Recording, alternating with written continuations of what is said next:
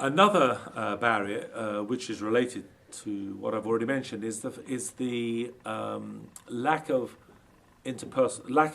face-to-face contact between policymakers and many researchers, or they work with a very narrow range of those policy researchers. So the reviews of evidence have suggested the more that you can engage in interpersonal networks, the interpersonal networks where these decisions are taken, and that needn't be at the national or the cabinet or the prime ministerial level, it can be at a very local level.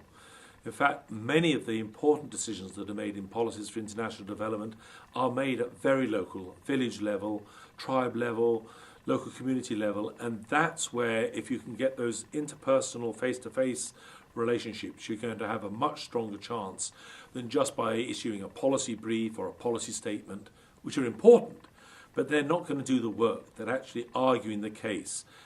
I call it working the evidence. You have to work evidence for it to get into policy and practice.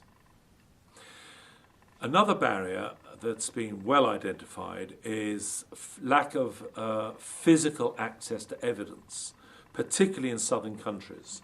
Those of us who work in universities and research environments and policy environments, certainly in the northern countries, sometimes forget how blessed we are with access to databases, to internet that's got a very large bandwidth. It's a very important problem. You can often have very narrow bandwidth with internet users in southern countries, which means you can't use the internet effectively. You can't get into databases. You keep dropping the information. You keep dropping the connection.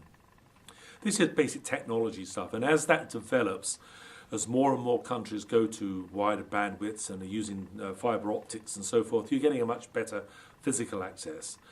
But there are all sorts of ways that we use evidence that people just can't get access to. A lot of the data they should be using are on databases that are run on a commercial basis. You have to buy databases. On an individual company or unit basis, they're frightfully expensive. You have to buy it through a university or through a connection of universities or a connection of organizations. So we've got to find ways in which we can get people to have physical access to sources of evidence, including what I call processed evidence. Things like the Cochrane collaboration, the Campbell collaboration, the Best Evidence Encyclopedia.